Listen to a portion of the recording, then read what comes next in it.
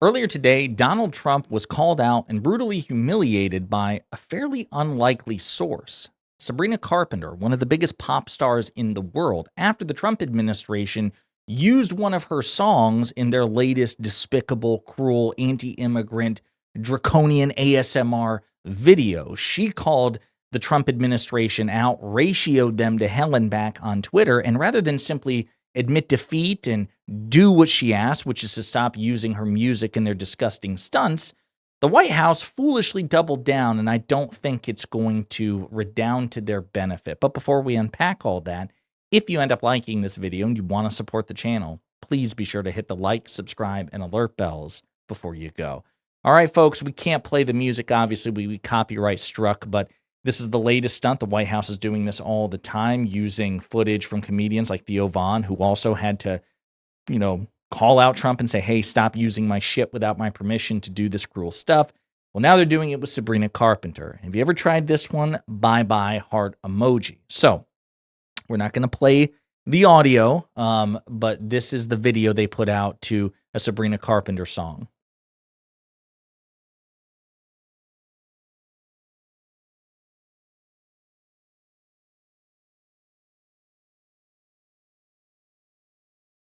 So it's just a bunch of immigrants and brown people being chased down, arrested, handcuffed by the Trump administration. This is, I should note, this is rumored to be basically the equivalent of porn for Stephen Miller, Deputy White House Chief of Staff. So in response to this, and I should point out, this got, 23,000 likes, which is, of course, discouraging and disgusting. 1.8 thousand responses. Well, Sabrina Carpenter herself responded and said, this video is evil and disgusting. Do not ever involve me or my music to benefit your inhumane agenda. And it got 597,000 likes. She ratioed the White House, the most powerful person in the world, Sabrina Carpenter, humiliated this person. 597,000, 598 now. It just ticked upward in real time to 28,000 likes. Pretty humiliating for the White House. Yashar Ali talking about this as well. The White House has been using a ton of popular songs and memes in the second administration, often taking advantage of platforms like Instagram, allowing accounts to embed 15 to 30 seconds of virtually any song onto video and photo posts. This time, though, the White House responded. They dug deeper. I think this was a mistake. Quote, here's a short and sweet message for Sabrina, because short and sweet, if I remember correctly, it's the name of the album, her big hit album. She says, we won't apologize for deporting dangerous criminals, illegal murderers, rapists, and pedophiles from our country. Anyone who would defend these sick monsters must be stupid, or is it slow? Again, using a lyric there. Pretty stupid of them, actually, because Sabrina Carpenter doesn't say that she's okay with, you deporting illegal murderers, rapists, and pedophiles. That's not the thing that people take issue with. The reason that your agenda is so wildly unpopular with the American people is because you're not deporting these people. Instead, you're targeting people who are not murderers, rapists, and pedophiles, because the Trump administration, of course, is just objectively evil, right? They just revel in the thought, kicking brown people out of this country. Nothing arouses them more. So I don't know if it's a good idea to start a, social media war with, this Gen Z icon, one of the biggest pop stars in the world. Seems like a losing proposition for a wildly unpopular president. But let's take a look at some of Twitter's reaction. I'll be interested. It's trending, of course, on Twitter. Sabrina Carpenter rebukes White House video vice detentions. On Monday, the White House posted a 20-second clip on X showing ICE agents detaining demonstrators at an anti-ICE protest in Chicago, set to Carpenter's playful Juno track with a cheeky caption. Yeah. The 26-year-old singer, known for hits like Espresso, quickly replied, objecting to the use of her music for what she called an inhumane agenda. Her response drew hundreds of thousands of likes, while the post split opinions between support for enforcement and criticism of its tone.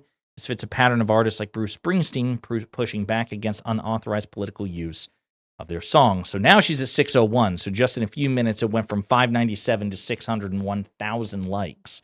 Pop-based posting on this. There's an obvious reason why they're targeting women in the music industry, by the way. That's one reaction. Let's see here. They really got edge she never did, eh? Let's see. Sydney Sweeney for liberal women and homosexuals. That's interesting. Let's see here. Somebody, Anthony Fontano, respond. He's a music critic. Says "fuck you" to the White House. I like that. Fact Post, which is a Democratic aligned account, highlighting this as well. Let's see here. White House be making people mad that they've never been mad before. You have Colin Rugg, who's a right-wing commentator, who's retweeting the fact that the White House responded to her. Exactly what they wanted. Stupid. No, I don't think so. Again, so this looks like it might be, I don't know if it's Instagram or TikTok here. I don't know if this is what they wanted because, again, let's say even like the higher end here, 367,000 likes. Well, on X alone, which is more right-wing than left-wing, she's getting damn near double that in her response. So, again, she's winning this particular war. Let's see. I know that's right. Let's see here. People responding. Travel size blonde, I apologizing for not recognizing your game. Let's see. Mike Nellis, friend of the show, says glad to see Sabrina Carpenter call out the White House for illegally using her music in a pro-ICE video. This video is evil and disgusting. Do not ever involve me in your attempt. Yeah.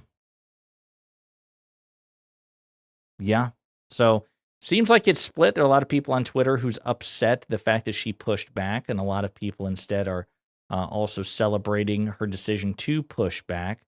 I love it. Love to see it.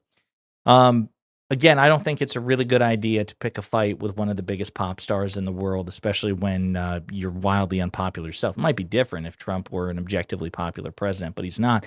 And even this, we talk about the Trump economy and how he's underwater, but people are not happy with how he's enforcing his immigration policy. They like the theory of, deporting, murderers and rapists and pedophiles, the people that Trump claimed that this video was about, but that's not. Again, it was, you're showing a video of you all arresting and chasing down anti-ICE demonstrators who are pissed off at the violent excesses, the unlawful excesses, the fact that they're concealing their identity from the American people. I think that this was a misfire by the Trump administration in a big way and not the first. Again, Theo Vaughn and others, Bruce Springsteen, who's always been very liberal, very progressive, but even conservative coded comedians and content creators like Theo Vaughn are pushing back on this. And now you picked a fight with Sabrina Carpenter.